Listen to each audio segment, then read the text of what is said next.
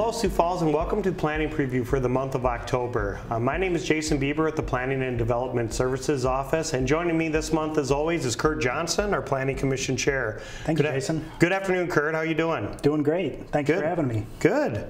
Yeah, we got quite a bit of stuff actually, and not quite as many as most months, but you know, we got a pretty good agenda here, so maybe we should swing right into it. What do you think? Yes, absolutely. So I was reading through this, Jason, and I noticed our first one, we're going from a twin home duplex residential to a suburban RA1 apartment. It's residential to residential, but yet change. Yep. And why don't you tell us a little bit about this one? Yep, so they're looking to do more of an apartment style instead of a twin home, and this actually backs up to La Mesa Drive, which you know is an arterial street, so this is actually a pretty good use to kind of transition to the existing single family and twin homes just to the east of this particular project. So.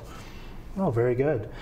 Yeah, I think that's a common theme as we talk about residential projects in this lineup. So our next one, however, a little different. We're going from ag to a C3 commercial. This looks like South Minnesota Avenue, kind of in that budding area. Yep. So this is actually a property. It was a single family house that just recently annexed into the city.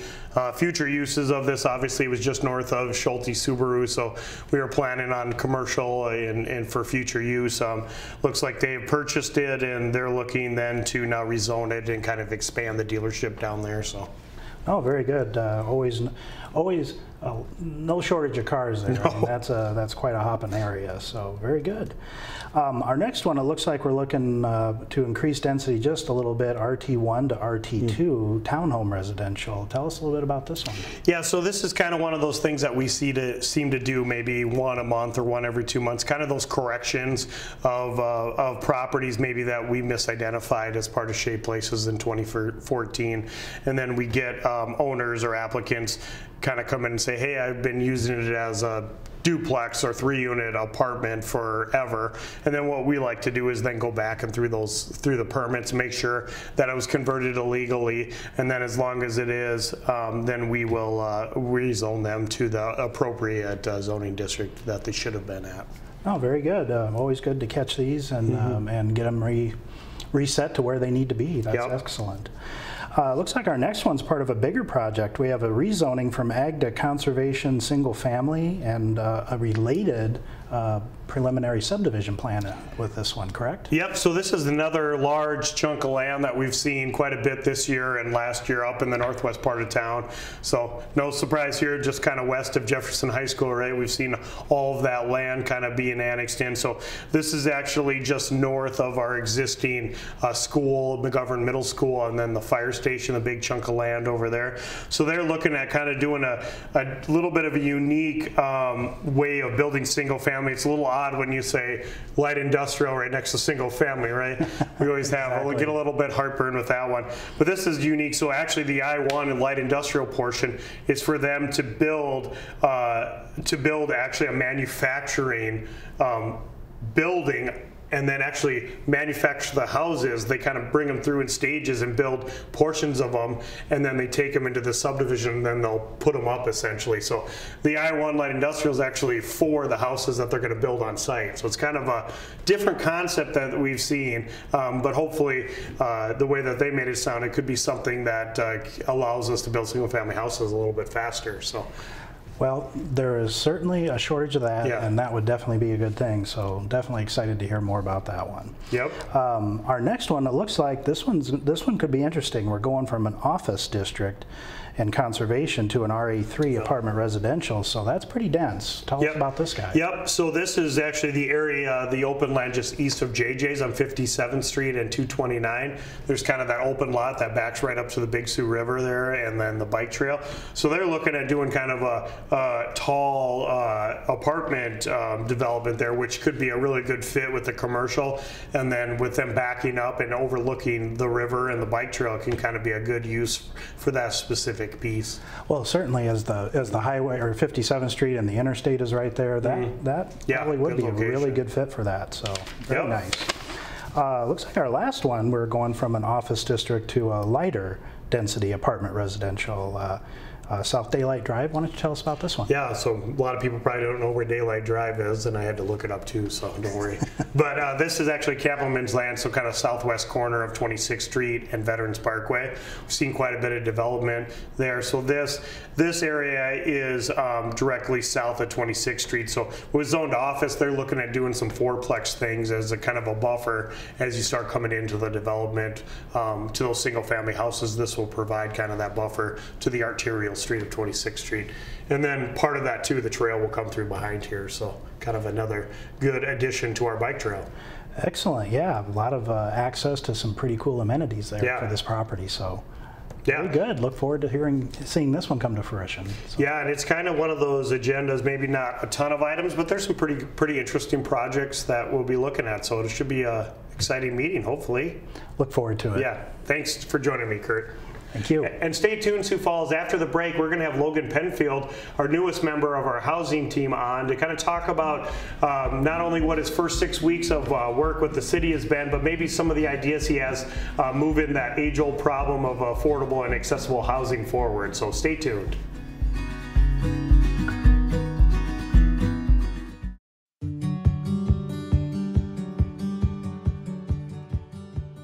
Hey, this is Seth and I work for the City of Sioux Falls in the Housing Division. Today I'd like to talk to you a little bit about gutters and why it's important to make sure that your gutters are clean going into the winter. I know right now it looks nice and sunny and warm, but real soon, as we all know, it's going to get cold and water's going to freeze. And so if you see this gutter right here is full of leaves and even has a little bit of dirt. That dirt is actually leaves that have decomposed into dirt. And so if that's left long enough, you'll actually get vegetation growing out of your gutters. And that's a really bad thing for a couple reasons. Water can build up and actually sag your gutters if they're plugged, and it changes the slope of the gutter. So it no longer pushes the water down to the downspout and out. It actually gets into a little sag in the middle of the gutter, and it'll actually tear your gutter off, or your gutter will come off because of that. Also, another great reason to clean your gutters is simply just to keep up on your home. So when your gutters fill up, they can no longer direct the water down into the downspout, and it goes directly over straight down into what we would call the drip line of the foundation, which is about a foot or two away from your foundation. This actually causes a lot of issues in basements. One of the biggest issues we have in our single family rehab is basements that are cracking, water coming in, just a lot of foundation issues. And that's oftentimes caused by just clogged gutters. So water goes down to the drip line, saturates that soil, and then winter comes, it freezes. We all know ice expands. When it freezes, puts pressure on the foundation and starts cracking up your home. One last thing with gutters I'd like to explain to you is when they get plugged up, they actually cause the water to back up into the roof. And if you've heard of ice dams on your roof, oftentimes it starts with your gutter. And so water freezes in your gutter, and ice above the gutter melts. And somewhere in the middle, there's water that is just sitting there that can't get out down the roof. And so you have a couple layers of ice and water that the contractors have to put on your home. The first two, about 6 feet, is ice and water. That gives you a little protection, but ultimately with standing water, you're gonna have water coming into the roof, down and into your home, and then you're gonna have a lot of issues. So ultimately, keeping your gutters clean is a really important thing to do to your home. It's pretty simple. If you can just climb up on usually a 6 or 8 foot ladder is plenty big enough. Grab some handfuls and clean it out. And if you can't get up on a ladder, paying somebody to do this is worth it. Thanks for watching today's Home Maintenance Minute.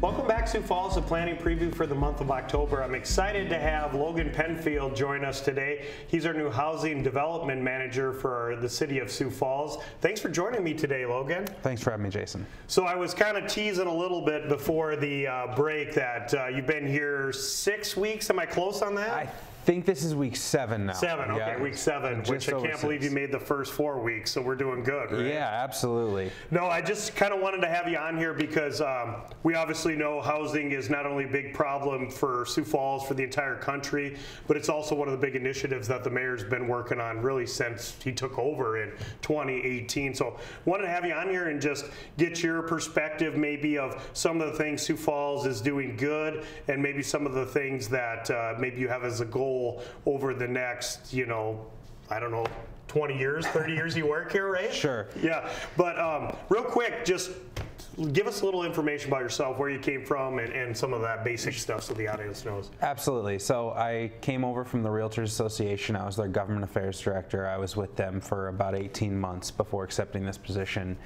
I had the opportunity to work for Senator Rounds before that out in D.C. and get the opportunity to work, inside government and then outside government with the Realtors Association. So it's good to be back on the inside and be back, back into public service, so to speak. Yep.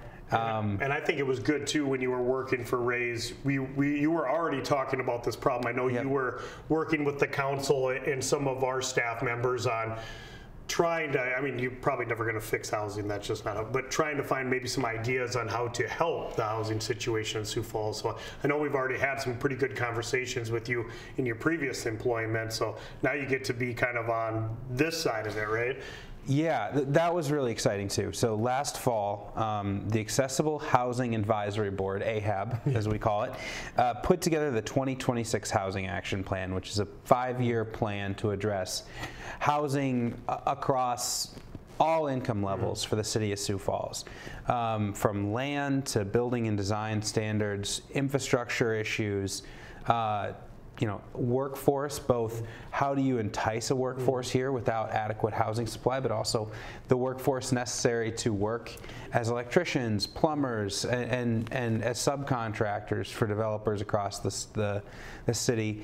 And then with different ways we can do public-private partnerships and incentives. And so getting the opportunity to work with the AHAB board and sit in on those meetings and now come and have a job that's focused on trying to implement that plan is really exciting. Yeah, because that's kind of like what you just mentioned there, which was great, is when you were on the other side, you were kind of giving ideas, and now you actually work on implementing those ideas through the city and through the different government programs that you work with and you receive money from. So maybe give us a little bit about some of those programs. And I know they've got all these acronyms and stuff, so maybe explain them a little bit to us people that don't get all the government funds, but maybe some of the things that you're getting money for and really what you're looking to do with it. Absolutely. So every year we submit a housing action plan to the Department of Housing and Urban Development, HUD as we call it. And once that's approved, we get access to community development block grant funds and then home investment partnership funds. And that totals for the city of Sioux Falls about $1.6 million for this year. And we actually just got our plan approved last week, so we can start working for 2022-2023 year on that. So we use those funds to do the single family rehabilitation program, which offers zero interest deferred loans to individuals at 80% AMI, area and median income, or less, who own a house. And the goal of that the goal of that program is to try to avoid houses falling into dilapidation, right? If you can't afford to put a new roof on your house, that house is going to quickly fall into dilapidation. You're going to lose the value and the equity that you have built into that. So this program, aims to make sure that we have a safe and safe housing, and also make sure that investment doesn't start costing more money than they can afford to live in the long term. So we use it for the HUD dollars for that. We have Neighborhood Safety Grant Program, which is a grant of up to $5,000 for individuals at 65% of area median income or less.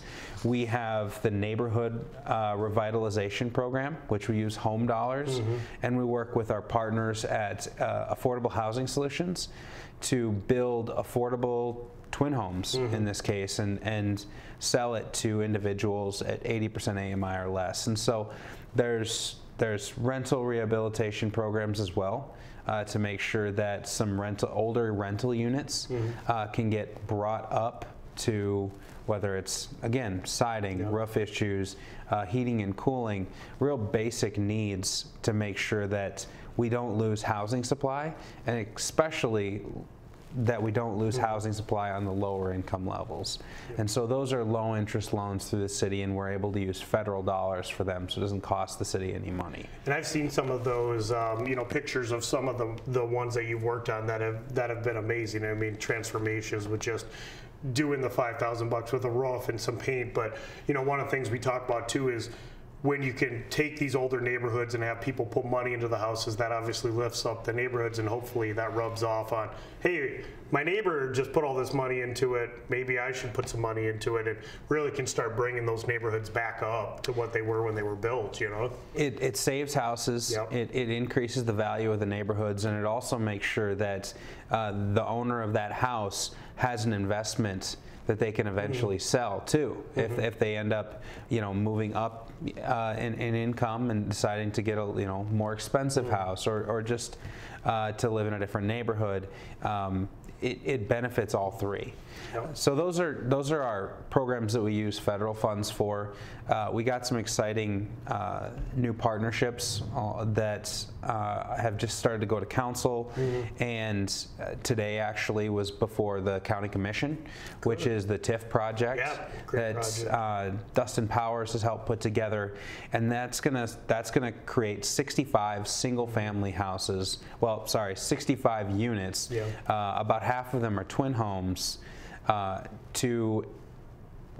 Sold at between 99% and 65% of the first-time home buyer program in South Dakota. So we're looking at $225,000 to about $330,000 for the sale of those properties.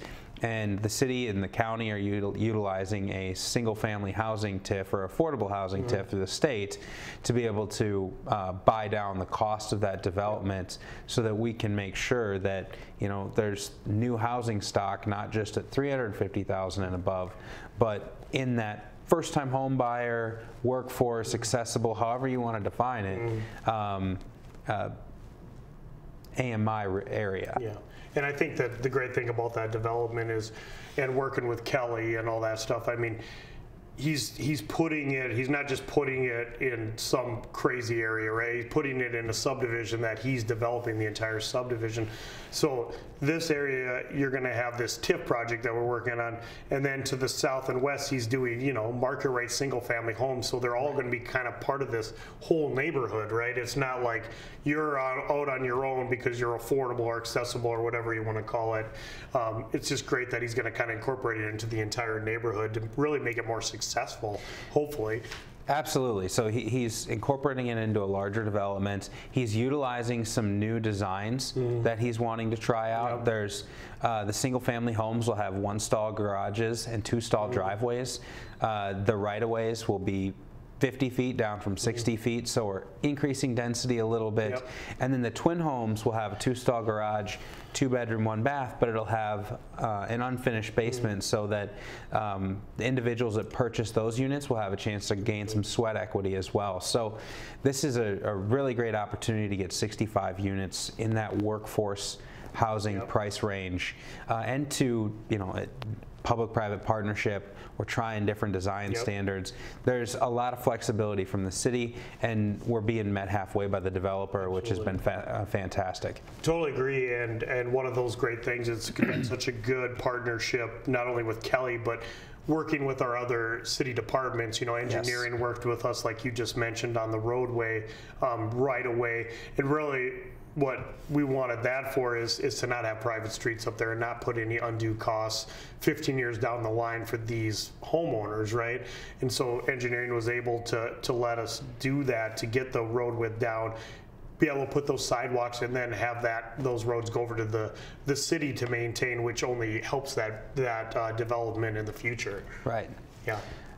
We're really excited about that. We're hoping that that'll be going before council. We went through the informational meeting 2 weeks ago, and so hopefully by early November, that district will be officially created. Yeah, and it's just, like I said, it's nice somebody's trying something new. You know what I mean? It's got to try something, right? You can't solve it with the same old things we've been doing. So. And the goal is to try to make sure that when we're looking at housing, we're trying to address every income level. Yep. The task force with the city council, the homelessness task force, you're really looking at 30% area median income individuals and below.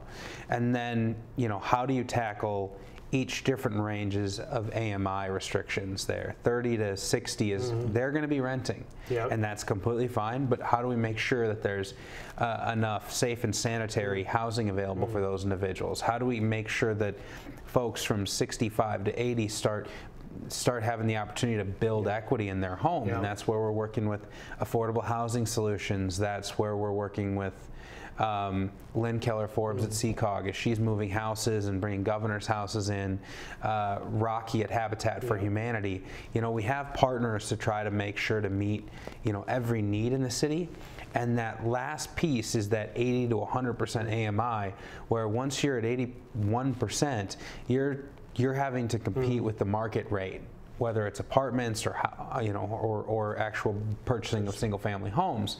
So this is a tool that we're looking to utilize to try to make sure that 80 to 100%, even 110% has something that's in their affordability range, because that is truly workforce. I mean, it's all workforce, but we just need to make sure that along the way everybody has an opportunity to find a place to live, and then as they get further along in their lives, build equity.